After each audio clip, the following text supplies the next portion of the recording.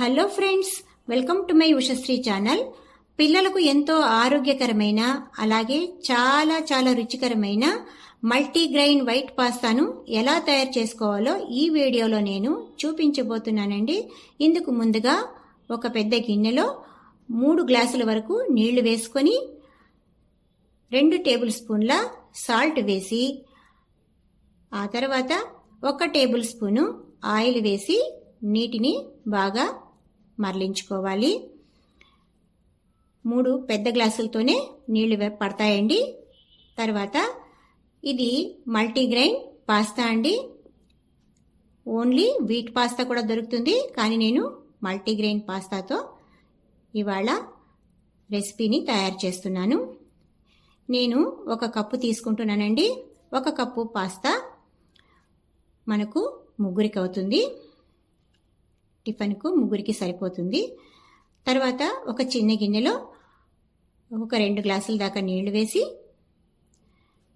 తరిగి పెట్టుకున్న కాలీఫ్లవర్ ముక్కలను వేసుకోవాలండి. ఇవి నీళ్లలో వేసి ఉడికించుకోవాలి. తర్వాత ఒక 15 జీడిపప్పు పలుకులు తీసుకొని 1 గ్లాస్ నీళ్లలో నానబెట్టుకోవాలి. వీటిని బాగా కడిగి నానబెట్టుకోవాలి. తర్వాత ఈ పాస్తా ఉడికిపోయింది కదండి. ఇప్పుడు వడగట్టుకొని చల్లటి నీళ్లను దాని మీద వేయాలండి, ఎందుకంటే పాస్తా మెత్తగా కాకుండా ఉంటుంది. ఆ తర్వాత జీడిపప్పులు నానిపోయాయి కదా, వీటిని గ్రైండ్ చేసుకోవాలి. అలాగే 1 ఇంచు అల్లంని తీసుకొని ముక్కలుగా చేసుకొని వేసుకోవాలి. తర్వాత 4 వెల్లుల్లిపాయ రెబ్బల్ని కూడా వేసుకోవాలి. తర్వాత ఈ కాలీఫ్లవర్ ఉడికిపోయింది కదా, దీన్ని కూడా వడగట్టుకొని ఈ ముక్కల్ని కూడా మనము వేసి గ్రైండ్ చేసుకోవాలి. పేస్ట్ లాగా దీన్ని గ్రైండ్ చేసుకోవాలి. తర్వాత ఒక పెద్ద కడాయి పెట్టుకొని అందులో 2 స్పూన్ల నెయ్యి వేసుకోవాలండి. నెయ్యి వేసుకోవడం వల్ల పాస్తా చాలా టేస్టీగా ఉంటుంది. ఇలాగా 2 స్పూన్ల నెయ్యి వేసి మీడియం సైజు ఉల్లిపాయను తీసుకొని ముక్కలుగా కట్ చేసుకొని వేసుకోవాలి. తరువాత 4 పచ్చిమిరపకాయలను చిన్న చిన్న పీసులుగా చేసుకొని ఇలాగా వేసుకోవాలి. తరువాత ఇందులోకి 1 చిన్న కప్పు క్యాప్సికమ్ ముక్కలు వేసుకోవాలి. అలాగే 1 చిన్న కప్పు బ్రొకోలీని కూడా వేసుకోవాలండి. ఇది మీ ఇష్టము, బ్రొకోలీ ఉంటే వేసుకోవచ్చు, లేకపోతే లేదు. వేసుకున్న తర్వాత వీటిని దోరగా వేయించుకొని 1 నిమిషం సేపు ఉడికించుకోవాలండి. ఇందులోకి కట్ చేసి పెట్టుకున్న ఉల్లికాడలను కూడా కొంచెం వేసుకోవాలి. 1 కప్పు ఉల్లికాడలు పడతాయి, అయితే ముందుగా కొంచెం వేసుకొని ఆ తర్వాత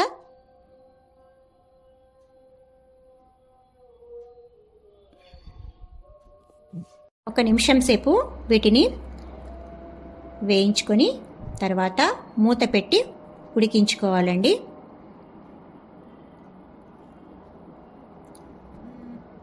ఇలాగా మూత పెట్టి ఉడికించుకున్న తర్వాత గ్రైండ్ చేసి పెట్టుకున్న గ్రేవీని వేయాలండి. ఇందులోకి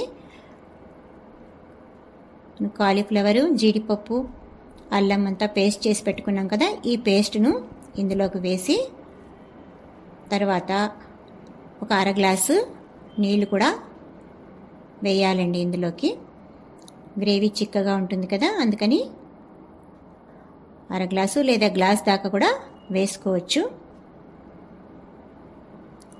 అంటే గ్రేవీ చిక్కదనాన్ని బట్టి మనము వాటర్ వేసుకోవచ్చండి. తర్వాత తగినంత ఉప్పు వేసి మూత పెట్టి ఉడికించుకోవాలి.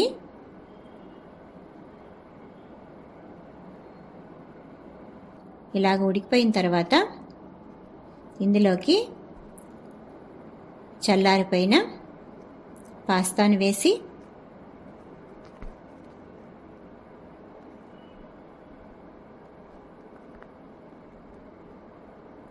తర్వాత 1 అర గ్లాస్ దాకా నీళ్లు కూడా వేసుకోవచ్చు.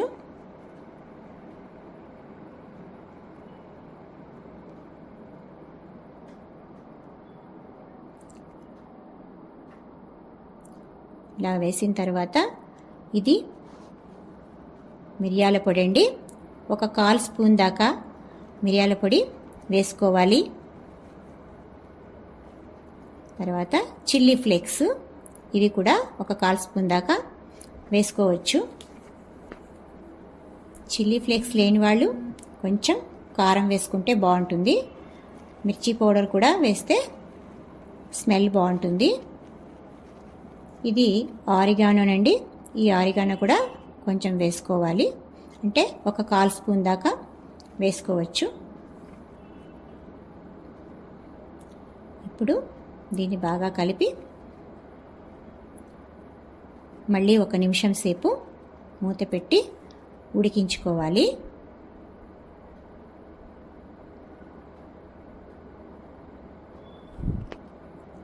చివరగా ఇలాగ బాగా ఉడికిపోయింది కదా. ఇప్పుడు ఇది పాలమీగడండి. ఫ్రెష్ క్రీము వేసుకుంటే పాస్తా చాలా టేస్టీగా ఉంటుంది.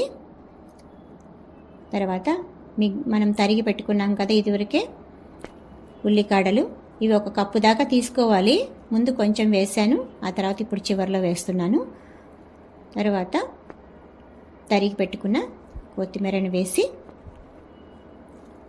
మళ్ళీ 1 నిమిషం సేపు మూత పెట్టి ఉడికించుకుంటే మల్టీగ్రెయిన్ వైట్ పాస్తా రెడీ అయిపోతుంది. ఇది వేడివేడిగానే తినాలండి, చాలా బాగుంటుంది.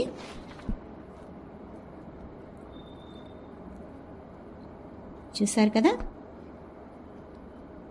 బాగా ఉడికిపోయింది కదా. ఇంకా స్టవ్ ఆఫ్ చేసి ప్లేట్లోకి తీసుకొని సర్వ్ చేసుకోవచ్చు. ఇది పెద్దవాళ్ళకు కూడా బాగా నచ్చుతుందండి. మీరు కూడా ఒకసారి తప్పకుండా ట్రై చేసి చూడండి. ఈ వీడియో కనుక మీకు నచ్చినట్టయితే లైక్ చేయండి, షేర్ చేయండి, అలాగే సబ్స్క్రైబ్ కూడా చేసుకోండి. ఓకేనా? Thank you.